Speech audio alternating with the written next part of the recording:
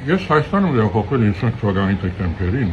եւ այդ օրվանից էլ ապրում եմ Հայաստանում, մասնակցել եմ բոլոր հանրապետական ընտրություններին, ներկա եմ եղել,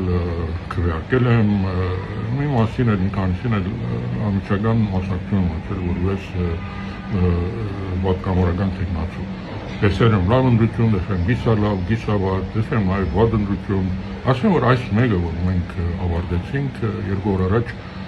վատ ընտրություն էր։ Վատ ընտրություն էր բոլոր առումներով, նույնիսկ ասեի շատ վատ ընտրություն էր, հաշվի առնելով նաև 2 լրացուցիչ անգամ։ Առաջին, որ արդեն մենք 35 տարվա պետություն ենք շատ հարցերում կայացած եւ նման ընտրություն ենք անցկացնում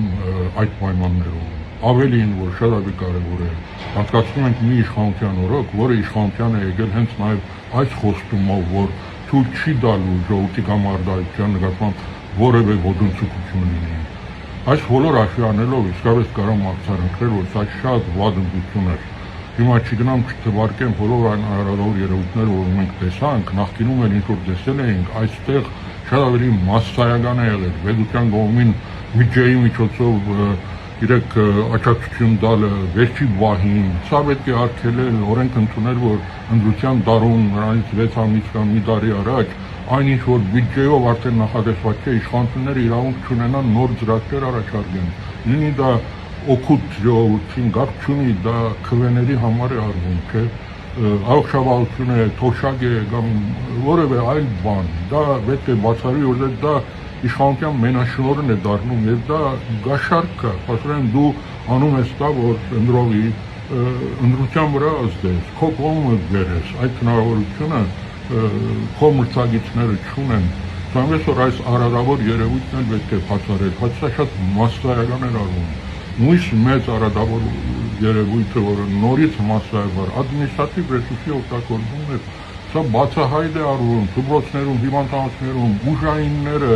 արդեն թաքցնելու բան չունեն, այսինքն չեն էլ մտածում ինչ-որ բան թաքցնել, որովհետև դա անում են, որ վերընտրվեն, վերընտրվելու դեպքում բոլորը անբաժելի են, եւ սա ինչ-որ մի ցիկլ է, որի մեջ մենք ընկել ենք, այս ձևով, այո, հավերժ կարող են մնալ այս իշխանությունները, որովհետև կանեն, ավելին կանեն, շատ ավելի կանեն,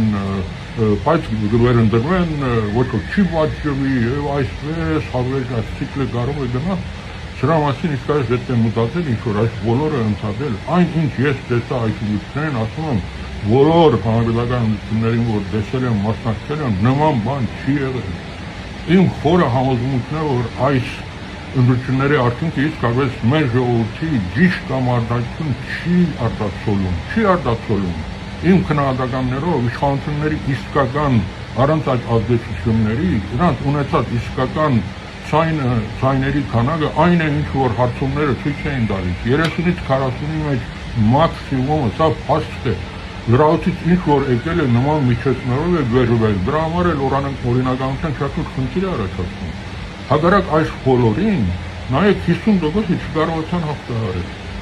չունեն համապետական մեծամասնություն, նույնիսկ չունեն 3/5-ը, ակնհայտ է, նայած հիմա Վարդավառ Հայաստանի ցայների հետ ինչ կանեն։ Այնտեղ իսկապես այն խախտումը, որ արեցին, չգիտեմ, սա ով որ արել է, վերջո իսկապես պետք է բաժանվի, սա արդեն քվեարկության արդյունքների վրա ուղիղ ազդեցություն է։ Մենք տեսանք, չէ, երբ որ Մեծնական ընտրական հանձնաժողովը ամփոփեց արդյունքները, 4 թիվը տեսել ենք, չէ, կայքի վրա, մեր աչքերով տեսել ենք, ես նույնիսկ եթե չեմ սխալվում, նկարած ունեմ այդ կադրը։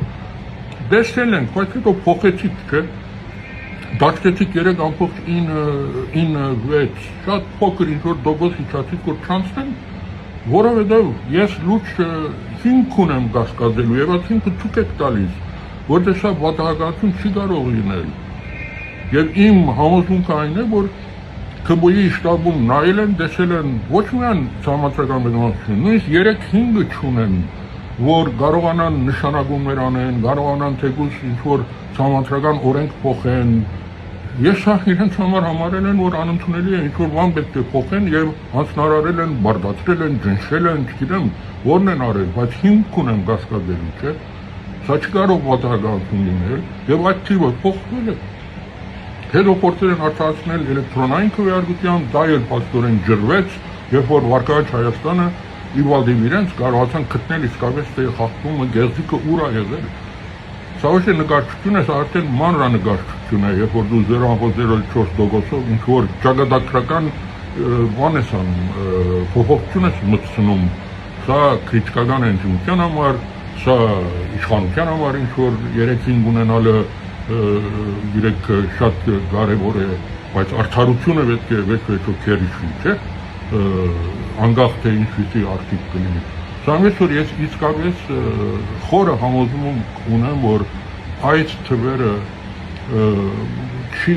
արտահայտում իսկապես մեր ժողովրդի իսկական ցանկությունը կամ արտահայտությունը։ 50+ չի ունեցել այս իշխանությունը, սա նույնպես ես կարծում եմ լեգիտիմության լուրջ հարց է առաջացնում։ Այո, հետո ավելացվել է բոնուսների եւ նաեւ փոշիաթա ծայրերի միջոցով, բայց ինքը քվեների արտադրում անկախ դրանից թե ոնց են վերվել այդ քվեները, նույնիսկ դրանցով իշխանությունները 50%-ի չեն հաղթահարել։ Սա ինչ է նշանակում։ Սա նշանակում է, որ հայ ժողովուրդը այս իշխանություններին մանդատ չի տվել սահմանադրական փոփոխություն անելու։ Սա միանշանակ է, որտեղ սահմանադրական մեծամասնություն էլ չեն ունեցել, որի գոչը ժողովրդին գործող վարչապետը արել է, չէ, ասել է ինձ պետք է սահմանադրական մեծամասնություն, որովհետեւ սահմանադրություն փոխել, ժողովուրդը ոչ է ասել այնտեղ միանշանակ։ Այսինքն իշխանությունները չունեն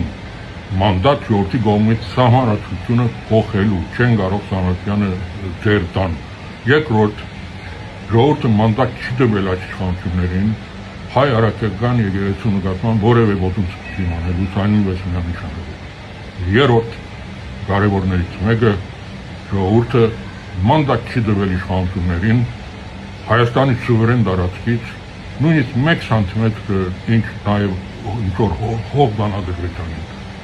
Այսօր ցանկացած բادرվագի տակ, անկլավ կամ որևէ այլ բادرվագ այդպիսի մանդատ իրավունք չունեն։ Հայաստանում այսօր ադրբեջանական անկլավներ գոյություն չունեն։ Հակառակը Հայաստանում կան տարածքներ, որոնք Ադրբեջանի հիմա դիրաբերության տակ են անօրինականորեն։ Նրանք մխրճվել են մեր տարածք, նրանք պետք է դուրս գան։ Հայաստանում չկա տարածք, որը պատկանում է Ադրբեջանին եւ որը ենթակա է վերադարձի։ Եվ նման բան անելու հստակորեն այս իշխանությունները մանդատ չունեն։ Չունեն մանդատ սահմանություն փոխելու, չունեն մանդատ հայ արաքական եկեղեցուն որևէ ոտնձգություն անելու, չունեն մանդատ Հայաստանի տարածքային ամբողջականությունը խախտելու։ Սա կարևոր հանգամանք է, եկեք արձանագրենք եւ ես գոչ եմ անում բոլորին, որ մենք իսկապես դիմադրենք այն հետագա ոտնձգությունները, որ իշխանությունները բարտավորվել են, խոստացել են, որ պետք է անեն, ուղղակի դա թույլ չտանք, նրանք չունեն բավարար լեգիտիմություն, շատ կասկածելի են այս արդյունքները եւ մենք շատ իրավական,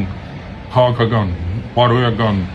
ազգային հիմքեր ունենք, որ մեր բոլոր հնարավորություններով եւ կարողություններով օրենքի եւ սահմանադրության շրջանակներում դիմադրենք այդ հետագա իշխանությունների ոտնձգությունը։ Բաժանորդագրվեք Արմաթ մեդիայի ալիքներին սոցցանցերում, հետևեք մեզ նաև Armat Media AM կայքում։